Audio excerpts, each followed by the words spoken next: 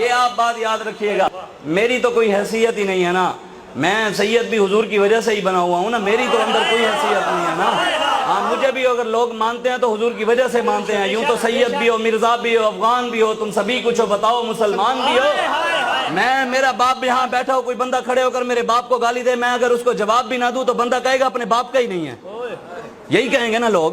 بے اگر میرے باپ کو کوئی گالیاں دیتا رہے، اگر تھپڑ بھی مار دے، میں چپ کر کے دیکھتا رہوں بھی چنگا ہو رہا ہے، کوئی کہے گا بھئی یہ اپنے باپ کا ہی نہیں ہے، غیرت ہوتا تو اٹھ کر جواب دیتا، کم از کم اس کا گریبان پکڑتا، اس کو تھپڑ مارتا، بھی باپ کی غیرت تو کرتا۔ پھر نانے کی عزت پر ڈاکہ پڑ جائے اور سید چپ کر کے بیٹھے رہیں، وہ سید کہلوانے کے لائق نہیں۔ ہاں اس کائنات کی سب سے بڑی دربار گنبد خضرا ہے، اور اس دربار کے سجادہ نشین امام حسن اور حسین ہیں۔ جب دین پر وقت ہے تو حسن حسین گھر بیٹھ کر نذرانے نہیں لے رہے تھے، نہ انہوں نے فتوے دے دیے تھے کہ یزید کافر ہو گیا، ظالم ہو گیا، نہیں، امام حسین بچوں کو لے کر میدان میں آ گئے تھے، اور یزید نے کہا میرے ہاتھ پر بیعت کریں، مجھے ووٹ دے دیں، حسین نے کہا نہیں، دین کے غدار کے ہاتھ میں ہاتھ نہیں جائے گا۔ عاشق سوئی حقیقی جیڑا قتل معشوق دے مننے ہو، عاشق سوئی حقیقی جیڑا قتل معشوق دے مننے ہو، سچا عشق حسین علی دا باہو، سر دے وے راز نہ بھنے ہو۔ پر میں سر دے دیا امام حسین نے، لیکن دین پر آنچ نہیں آنے دی۔ آج ہم کہیں تو حسینی کھڑے شرابیوں کے ساتھ ہوں، کہیں حسینی کھڑے ہم زانیوں کے ساتھ ہوں، کہیں ہم حسینی اور کھڑے صحابہ کے گستاخوں کے ساتھ ہوں، کہیں ہم حسینی اور کھڑے ہم سود کا کاروبار کرنے والوں کے ساتھ ہوں، کہیں ہم حسینی اور ظالم کے ہاتھ میں ہاتھ دیا ہوا پھر حسینی نہیں ہے، پھر ہم حسینی نہیں ہیں۔ اس لیے یہ میں آپ کو جو بات کر رہا تھا، آپ جتنے بھی بیٹھے ہیں حضور سب آپ کو دیکھ رہے ہیں، سب کو دیکھ رہے ہیں حضور، اور میں جو نیت یہاں لے کر آیا ہوں نا، میرے آقا وہ بھی جانتے ہیں، اور جو آپ سوچ کر بیٹھے ہیں اور جو سوچ رہے ہیں وہ بھی جانتے ہیں، اور جو یہاں پر بیٹھ کر رپورٹیں بنا رہے ہیں اور جا کر وہاں دکھائیں گے، یہ بات ضرور یاد رکھیے گا، یہ کرامن کاتبین بھی تمہارے رپورٹیں بنا رہے ہیں۔ ہم تو پرچے بھگت رہے ہیں اور بھگت بھی لیں گے، اور ضمانتوں کے ذریعے حضور کی نالین کی خاک کے صدقے آ بھی جائیں گے باہر، لیکن وہاں پر بھی ایک عدالت لگے گی اور یہ پرچے وہاں بھی پیش ہوں گے، وہاں ضمانتی صرف رسول اللہ ہی ہوں گے۔ ہاں کچھ وقت کی خاموشی ہے، پھر شور آئے گا، تمہارا صرف وقت ہے، ہمارا دور آئے گا انشاءاللہ۔ زندہ باد، زندہ باد، تاجدار ختم نبوت، زندہ باد، زندہ باد، تاجدار ختم نبوت، زندہ باد، زندہ باد۔ میں نے آپ کو کہا ہے حضور دیکھ رہے ہیں، بس نعرہ ایسے لگانا ہے کہ یہ حضور جانتے ہیں۔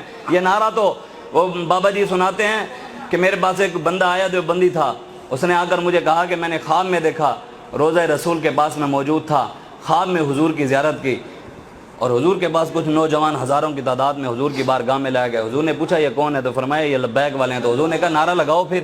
سبحان اللہ، بابا جی لبیک، لبیک یا رسول اللہ لبیک، لبیک، لبیک، یا رسول اللہ لبیک، لبیک، لبیک۔ یہ تو قرآن کی آیت ہے، النبی اولیٰ بالمومنین من انفسہم۔ اللہ نے ارشاد فرمایا نبی تمہاری جانوں سے بھی زیادہ قریب ہیں۔ اعلیٰ حضرت نہیں فرماتے سب سے اولیٰ و اعلیٰ ہمارا ہے۔ اولیٰ کا مطلب یہ ہے کہ سب سے قریب تر حضور ہیں۔ النبی اولیٰ بالمومنین، نبی جانوں سے بھی زیادہ قریب ہے۔ میرے والد صاحب مجھے یہ بات سمجھاتے ہوتے تھے، یہ آیت میرے والد صاحب ابھی بھی زندہ ہیں، اللہ تعالیٰ انہی کے صدقے ہی آج ہم چلتے پھر رہے ہیں، اور بابا جی خادم حسین رضوی کا فیضان ہے جو آج یہاں بیٹھے ہیں، ہماری تو کوئی حیثیت نہیں ہے، انہی کی کرم نوازی ہیں۔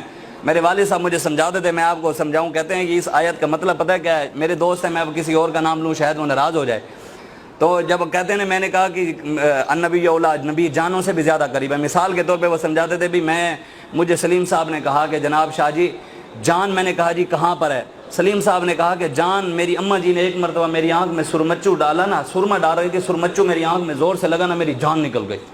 میں نے سمجھا شاید بھی آنکھ میں جان ہے، پھر میں نے کہا جناب سلیم صاحب یہ جو آنکھ ہے یہ تو نابینا بھی پھر زندہ ہے اگر آنکھ میں جان ہے۔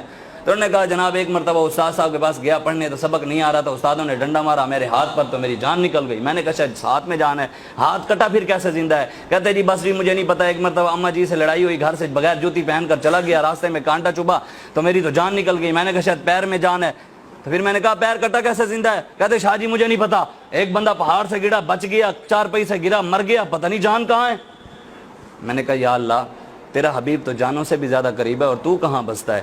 رب نے کہا وَنَحْنُ أَقْرَبُ إِلَيْهِ مِنْ حَبْلِ الْوَرِيدِ، اور میں شہرک سے بھی زیادہ کروں گا. یا اللہ ہم تو پہلے بھی یہاں مشکل میں ہیں, ہمیں تو یہ نہیں پتا بھی جان کا ہے, اب شہرک کہاں سے ڈھونڈیں.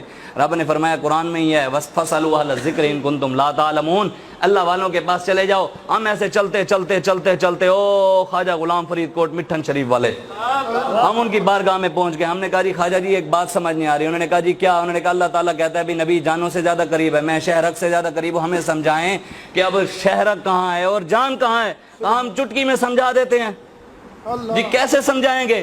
کہا یارو جہاں جان وہاں شہرک, جہاں جان وہاں شہرک, جہاں شہرک وہاں جان. کہا جہاں خدا وہاں مصطفیٰ, سبحان اللہ. جہاں خدا وہاں مصطفیٰ, جہاں مصطفیٰ وہاں خدا. کہا میاں یہ لفظاں دے جھیڑے ہیں, مطلب یہ لفظوں کی ہیر پھیر ہے. ابھی ایک شہرک سے زیادہ قریب ہے, ایک جان سے زیادہ قریب ہے, بس لفظ چینج ہے, باقی ہیں دونوں ہی ایک. محمد محمد کریں دے ہیں جی, محمد محمد کریں دے گزر گئی, احد نال احمد ملیں دے گزر گئی, خدا کو ڈٹھو سے محمد دے اولے, محمد محمد پکیں دے گزر گئی.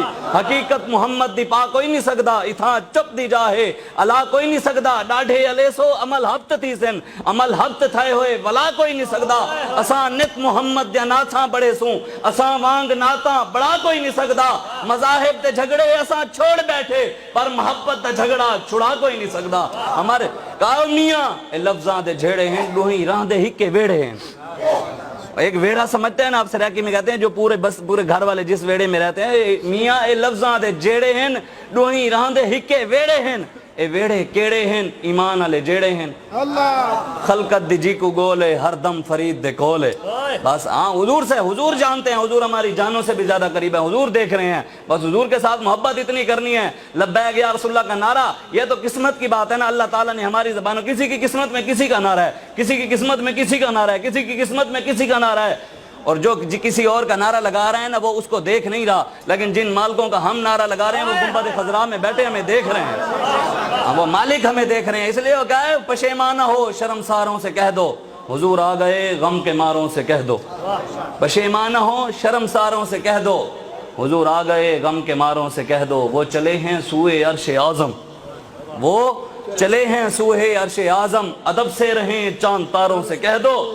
ادب سے رہیں, حضور آ رہے ہیں. حضور کی بات جب آئے تو وہاں پر سر جھکا دینا چاہیے. یہ نہیں ہے کہ جی فلاں یہ کہ جی فلاں حضور کے دین, حضور کی ختم نبوت کے ساتھ غداریاں ہو گئیں, ناموس رسالت کے ساتھ غداریاں ہو گئیں. یہاں پر پاکستان کے اندر سود کا کاروبار ہے, نوجوان پرپال کمپنی کے پیچھے لگ گئے ہیں, آن لائن کمپنیاں چل رہی ہیں, وہ سود کا کاروبار کروا رہی ہیں باہر سے آ کر, اور مسلمان بھی حلال کو چھوڑ کر حرام کے پیچھے لگتا رہ جا رہا ہے. نوجوان 50,000 یا لاکھ روپیہ آن لائن کمپنیوں میں ڈال کر, وہ اسپیس لیش اور پرپال نامی کمپنیاں آ گئی ہیں, وہ چاہتے ہیں کہ مسلمان سود کی طرف آئیں. سود اتنا بڑا گناہ ہے, حضور نے فرمایا ہے جس نے سود کا ایک درہم کھایا نا وہ اس سے بھی بدتر ہے کوئی بندہ کعبے کے اندر 72 بار زنا کرے. سود کا ایک درہم کھانے والا ایسے ہے جیسے اس نے 36 بار اپنی ماں کے ساتھ زنا کیا. آج کوئی حلال کی ہمیں پتہ ہی نہیں ہے, اسلام نے ہمیں